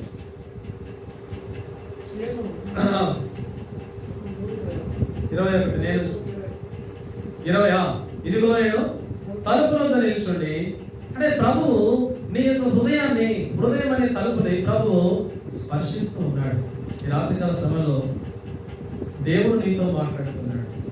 ఒక మనుషుడు కదా మాట్లాడేది. మనుషుడు మాట్లాడితే మనకు లాభాపేక్షతో మాట్లాడచ్చు, లేదా మనం ఏదైనా ఇంకేదైనా అవసరంతో మాట్లాడచ్చు. దేవుడు మాట్లాడేది నీ క్షేమము, నీకు భద్రత, నీ ఆత్మకు భద్రత, నిన్ను ఆ యొక్క నిత్య రాజ్యంలో తనతో ఉండే సంపూర్ణ సంతోషంలో, నిత్య జీవంలో, నిత్య శాంతిలో, నిత్యము ఉండేటటువంటి రాజ్యంలో, ఆ వెలుగు రాజ్యం. ఇక్కడ మనకి ఏముంది, ఇప్పుడు రాత్రి కాలం ఉన్నాం, రేపు మళ్ళీ తర్వాత సూర్యుడు వస్తాడు. అయితే నువ్వు వెళ్ళబోయే రాజ్యము సూర్యచంద్రుడు లేని రాజ్యము. అక్కడ దేవుడే ఉంటాడు. అక్కడ కాలాలు కూడా ఉండవు. ఇప్పుడు చలికాలం, ఇక అక్కడ కాలాలు ఉండవు. ఇక్కడ ఆహారం వండుకోవాలి. ఇప్పుడు మనం రాత్రి వెళ్ళి ఇంటికి వెళ్ళి మళ్ళీ ఏదో భోజనం కొంచెం తినాలి, ఏదో ఒకటి ఆహారం తీసుకోవాలి. అక్కడ ఆహారం ఉండదు, సూర్యచంద్రులు ఉండవు, కాలాలు ఉండవు. ఆ నిత్య రాజ్యంలో నువ్వు ప్రవేశించాలంటే అర్హత యేసు ప్రభువాన్ని నీ సొంత రక్షకునిగా. ఎందుకంటే యేసు ప్రభువాన్ని అంగీకరించాలంటే ఆయన జీవం గల దేవుడు. ఇర్మియా గ్రంథము 10వ అధ్యాయము, ఇర్మియా 10:10 చదవండి. ఇర్మియా గ్రంథము 10వ అధ్యాయము 10వ వచనం.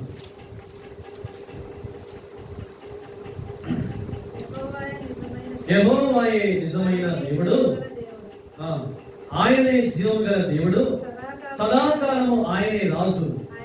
ఆయన ఉగ్రతకు భూమి కంపించును, జనములు ఆయన కోపమును. ఆయనే దేవుడు.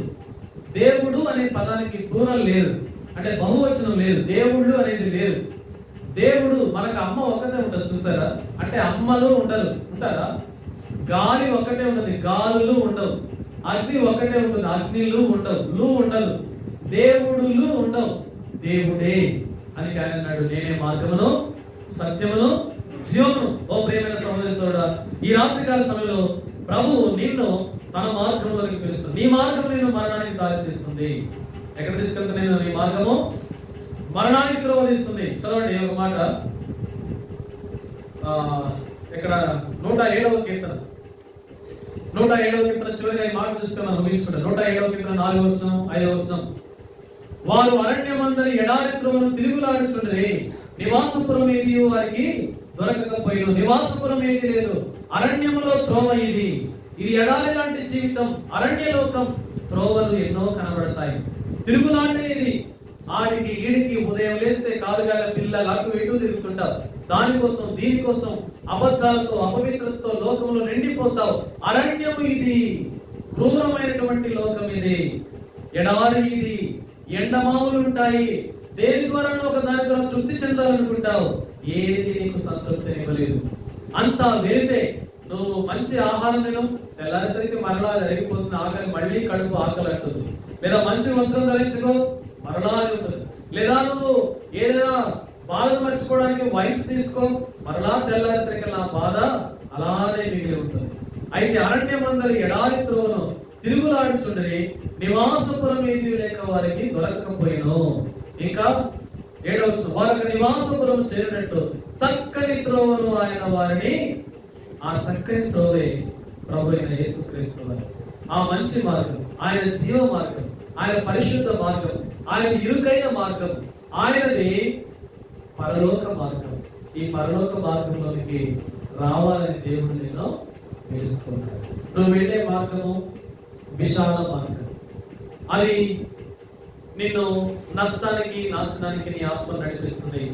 ఒక రోజు నువ్వు ఎంత గోజాడినా, ఆలోచించినా, విచారపడ్డా నీకు అక్కడ ఏమీ లాభం ఉండదు. ఇప్పుడే దీపం ఉండగానే ఇల్లు చక్కగా, ప్రాణం ఉండగానే ప్రభుని మరి నీ యొక్క సొంత రక్షణను అంగీకరిస్తే నీవు పరలోకంలో ఉంటావు. చక్కని త్రోవలో వారిని నడిపించిన దేవుడు, ఆ చక్కని త్రోవే ప్రభు. యేసు చెప్పారు, నేనే మార్గము సత్యము జీవము. అంటే ఆయనే ఎన్నో త్రోవలు ఉన్నాయి. అంటే మానవులు ఎన్నో మార్గాల్లో మోక్షాన్ని చేరుకోవాలని అనేక మార్గాలు అన్వేషిస్తూ వచ్చారు. అయితే యేసు ప్రభు ఆయన ఈ లోకానికి వచ్చి నేనే నిజమైన మార్గము అని తెలియజేస్తూ వచ్చాడు. అందుకు ఆ విషయాన్ని జక్కయ్య అంగీకరిస్తూ వచ్చాడు. ఆయన స్వీకరించాడు, ఆయన్ను ఇంటిలోకి ఆహ్వానించాడు. కాబట్టి అప్పుడు పిలువబడ్డాడు, ఇతడు అబ్రహాము కుమారుడు. నేడు ఇంటికి రక్షణ వచ్చి ఉన్నది కనుక 10వ వచనం ఏముంది? లూకా 19:10 నశించిన దానిని వెలికి రక్షించుటకు మనిషి కుమారుడు వచ్చనని అతనితో చెప్పాడు. కాబట్టి ఆ నశించిపోతున్నటువంటి ప్రతి మనుష్యుని, every human being is in this world, they are destroying themselves. వాళ్ళు తనకు తాను నశింపజేరు. ఎవరు నిన్ను నశింపజేరు అనుకుంటావు? నన్నెవరో మోసం చేస్తున్నారు అనుకుంటావు? కాదు, నిన్ను నీవే మోసం చేస్తున్నావు. నీ హృదయమే నిన్ను మోసం చేస్తుంది. కనబడే కాల్పనిక జగత్తే, ఈ భూలోకమే, ఈ వస్తువులే, ఈ మనుషులే, ఈ యొక్క పరిస్థితులే నిన్ను నష్టంలో తీసుకోండి. అయితే ఈ రాత్రికాలం రక్షించే ఒకే ఒక ప్రభు ఉన్నాడు, ఆయనే యేసుక్రీస్తు. ఆయన నీ విశ్వాసం వస్తే నీవు రక్షించబడతావు, నీ కుటుంబం రక్షించబడుతుంది, నీ కుటుంబం అంతా పరలోకంలో ఉంటారు. లేదు నాకు వద్దు అనుకుంటే అది కూడా నీ ఇష్టం, బలవంతమేమి లేదు. Choice is yours. బలవంతమేమి లేదు, నీ ఇష్టం. దేవుడు కావాలన్నా నీ ఇష్టం, వద్దనుకున్నా నీ ఇష్టం. అయితే ఒక రోజు మాత్రము ఆయన కాదంటే పాతాళంలో పడతావు, అక్కడ ఎంతో ఏడుస్తావు, కానీ అక్కడ ప్రవేశమే ఉండదు. ఒక ధనవంతుడు అలాగే పడ్డాడు, ఎంతో ఆస్తిని సమకూర్చుకున్నాడు, బహుగా సుఖంగా జీవించాడు. చివరికి అక్కడ పడి అక్కడ ప్రార్థన చేయాలని నాకు ఆలోచన వచ్చింది. మొరపెడుతున్నాడు, అయ్యా భూమి మీద నాకు 5 సహోదరులు ఉన్నారు, వారికి ఈ సువార్త పంపి అన్నాడు. కానీ అది వల్లపడదని చెప్పుకొచ్చాడు అబ్రహాం. అలాగే ప్రియమైన సహోదరి సహోదరుడా, జక్కయ్య మనకు తన జీవితాన్ని భూలోకం ఉండగానే ఒక రైట్ టైంలో రైట్ డెసిషన్, మంచి సరైన సమయంలో సరైన నిర్ణయం యేసు ప్రభువాన్ని తన ఇంటిలోనికి ఆహ్వానిస్తూ వచ్చాడు. తద్వారా తన ఇంటికి ఏమొచ్చింది? రక్షణ. అంటే వెలుగు ప్రకాశించడం మన కుటుంబం, మన జీవితం. ఈ వెలుగు నీకు కావాలా? నిజమైన వెలుగు ఉండదు, అది లోకమును వెలిగిస్తూ ఉంటుంది. చీకటి దాన్ని గ్రహిస్తుంది. చీకటి అంటే నీలో ఉన్న పాపం. ఆ పాపమును తీసివేసి దేవుడు వెలుగుతో నింపాలని చూస్తుంది. దయచేసి మోకాళ్ళ మీదకి వస్తాం. ఈ రాత్రికాల సమయంలో ప్రభు యేసుక్రీస్తు వారు లోకరక్షకుడిగా 2024 సంవత్సరాల క్రితము ఈ లోకంలో ఆయన జన్మిస్తూ వచ్చాడు.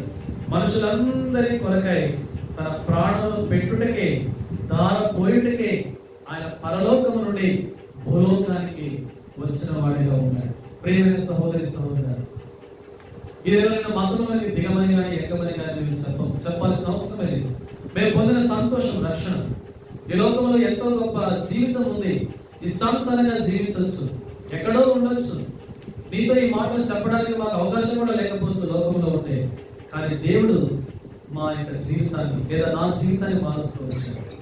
ప్రభు ఈ మాటలు నీకు వినిపించాలని, నీవు కూడా రక్షణ పొందాలని, ఆ యొక్క పరిశుద్ధ కుటుంబంలో, సార్వత్రిక ప్రపంచంలో నీవు అనుకుంటున్నావు ఏదో ఉన్నారులే జనము, అందరూ తిరుగుతున్నారు, త్రాగుతున్నారు, ఇలానే ఉన్నారు అనుకుంటున్నారేమో. కాదు, మోసమాకు పరిశుద్ధులు కూడా ఉన్నారు, నీతిమంతులు ఉన్నారు. దేవుని ప్రియమైన స్వాస్థ్యము వధువు సంఘం ఉంది. ఆ సంఘము తన యొక్క రక్షణను పొంది, రక్షణ వస్త్రాన్ని జాగ్రత్తగా కాపాడుతూ జీవిస్తూ ఉంది. తన రక్షణను ఎంతగానో మరి భద్రంగా ఉంచుకుంటుంది. కనుక ఆ రక్షణ పొందినటువంటి ఆ ప్రజలు పరిశుద్ధులుగా ఉన్నారు. ఈ పరిశుద్ధుల కుటుంబంలో, హోలీ ఫ్యామిలీలో నేను కూడా ప్రభు ఆహ్వానిస్తున్నాడు. నీవు కూడా ఆయన కుమారుడివే లేదా ఆయన కుమార్తెవే అని ప్రభు జ్ఞాపకం చేస్తున్నాడు. దయచేసి ప్రభు నీ వైపు చేతులు చాచి పిలుస్తున్నాడు. ప్రయాసపడి భారం మోసుకుంటున్న నా ప్రియమైన కుమారుడా, కుమార్తె, ఇంకెంతకాలం నాకు దూరంగా ఉంటాను? ఇంకెంతకాలం నీకు నచ్చినట్లుగా జీవిస్తావు? ఎంతకాలం నీవు అపవిత్రపరుచుకుంటావు? ఎంతకాలం నీ హృదయాన్ని నాకు దూరంగా ఉంచుకుంటావు? అది నాది, నేను కలిగజేస్తాను. నేనే నీకు శాంతినిచ్చేది, నీకు పూర్ణ శాంతినిచ్చేవాడు నేనే అని ప్రభు నేను మరొకసారి నీ హృదయాన్ని అడుగు. ఎవరైనా సరే ప్రభునందు విశ్వాసం ఉంచితే, యేసయ్యా నేను పాపని చిన్న ప్రార్థన చేస్తే ప్రభు మనల్ని అంగీకరిస్తాడు. ప్రభు నేను పాపని, చిన్న మాట అంతే, నేను పాపిని ప్రభు నన్ను క్షమించండి. అయ్యా నువ్వు నా తప్పుల్ని చూస్తున్నావు, నా పరిస్థితిని చూస్తున్నావు, నా అపరాధాన్ని చూస్తున్నావు, నా పాపం చేత ఎంతో పతనం అయిపోయాను, నా రూపాన్ని పాడు చేసుకుంటున్నాను ప్రభా, వద్దు నాకు ఈ జీవితం, దయతో ఒక్కసారి ప్రభా ఒక్కసారి క్షమించమని యేసుని అడిగితే యేసు ప్రభువారు లోకరక్షకుడు. ప్రపంచం అంతా క్రిస్మస్ ఎందుకు జరుపుకుంటామో తెలుసా? ఆయన లోకాన్ని రక్షించడానికి వచ్చాడు, పాపులను ప్రేమించడానికి వచ్చాడు. మనం పాపుల్ని ద్వేషిస్తాం, పాపుల్ని దూరంగా ఉంచుతాం, వారి వైపు వేరెత్తి చూపి ఇతడు పాపి ఈమె పాపి అని చెప్తాం. కానీ ప్రభు పాపమును ద్వేషిస్తాడు కానీ పాపిని ప్రేమిస్తాడు. అంటే పాపము చేసే వ్యక్తిని మాత్రం దేవుడు తృణీకరించాడు. ఆయనలో ఉన్న పాపాన్ని